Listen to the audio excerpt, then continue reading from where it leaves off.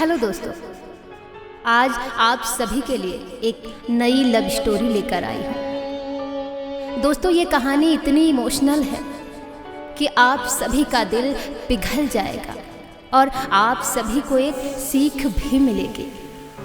College में पढ़ने वाले अमित और रोशनी एक दूसरे से बेहद प्यार करते थे। एक दिन रोशनी अपने कॉलेज से हाफ डे में ही निकल गई।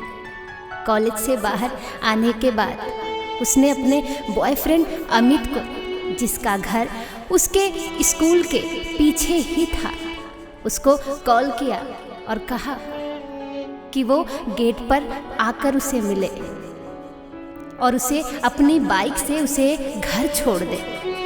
अमित ने रोशनी से कहा, ओके, मैं आता हूँ, बस 5 मिनट में। रोशनी पिछले 25 मिनट से कॉलेज के बाहर खड़ी रही, लेकिन अमित नहीं आया। गुस्से से लाल होकर रोशनी ने देखा कि पूरे 30 मिनट बाद अमित बाइक लेकर उसके पास आया। रोशनी, अब क्यों आए हो? चले जाओ यहाँ से, मैं खुद ही चली जाऊंगी, मुझे तुम्हारी ज़रूरत नहीं है।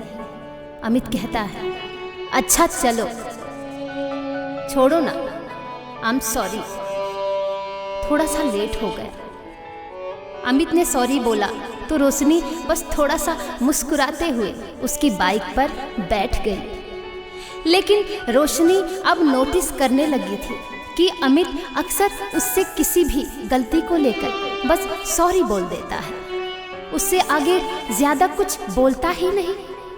रोशनी ने यह भी नोटिस किया, उसके किसी भी गलती के लिए उसे ज़्यादा एक्सप्लेन ना करना पड़े, इसलिए अमित फट से सॉरी बोल देता है, जबकि पहले अमित ऐसा बिल्कुल भी नहीं था, ऐसा वो कभी करता ही नहीं था। अमित और रोशनी के रिश्ते के बीच ऐसा बहुत दिनों से चलता रहा।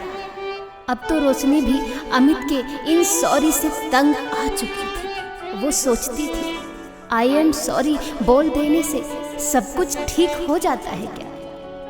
नहीं हो पाता। लेकिन अमित शायद ये बात समझने के लिए तैयार ही नहीं था। रोशनी ने काफ़ी कोशिश की अमित को समझाने की, लेकिन वो समझ नहीं पा रहा था, वो समझना ही नहीं चाहता था। आखिरकार रोशनी ने फैसला कर लिया कि वो इस रिलेशनशिप को ख़त्म कर देगी, क्योंकि रोशनी का मानना था कि एक लव रिलेशनशिप सिर्फ सॉरी से नहीं चलती। रोशनी ने अमित का फ़ोन उठाना ही बंद कर दिया। इस बात को 2 महीने बीत चुके थे, लेकिन रोशनी अमित से इतना प्यार करती थी कि वो उसे भुला नहीं पाई। फिर एक दिन रोशनी अमित से मिलने उसके कॉलेज से बाहर गई, जहाँ उसे मालूम हुआ कि अमित 1 महीने से स्कूल नहीं आ रहा है। रोशनी घबरा गई। उसने अमित को कॉल किया तो उसका नंबर भी बंद आया। घबराई हुई रोशनी अब अमित के बेस्ट फ्रेंड के पास गई। वहाँ से मालूम पड़ा कि अमित पिछले 1 महीने से हॉस्पिटल में है।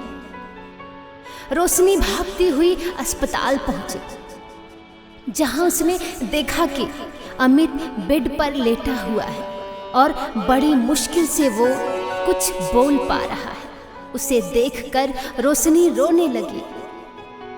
रोशनी को देखकर अमित के आंखों में आंसू भर आए। फिर बड़ी मुश्किल से अमित ने रोशनी को कहा, आई एम सॉरी, और फिर आंखें बंद कर ली। उसके बाद अमित ने कभी आंखें खोली ही नहीं। कुछ दिनों बाद अमित की मम्मी उसके कुछ लेटर लिए रोशनी के घर आई। लेटर में लिखा था, माय डियर रोशनी, बार बार तुम्हें सॉरी बोलना मुझे भी अच्छा नहीं लगता। जब तुमने कॉलेज के बाहर मेरा 30 मिनट तक इंतज़ार किया था, उस दिन मैं जानबूझकर लेट नहीं आया था, बल्कि उस दिन पहली बार मेरे सीने में दर्द हुआ था, जिसकी वजह से मैं बेहोश हो गया था। और जैसे ही मुझे होश आया, मैं तुम्हारे पास पहुंचा उस दिन मैंने तुम्हें इसलिए कुछ नहीं बताया क्योंकि मुझे पता था तुम टेंशन में आ जाओगी। इसके बाद जब भी मैंने तुम्हें सॉरी बोला उसके पीछे भी वजह थी। मेरे दिल में होल था और उसका पता मुझे कुछ समय पहले ही लगा। मैं भी तुम्हें उतना ही प्यार करता हूँ जितना प्यार तुम मुझे करती हो।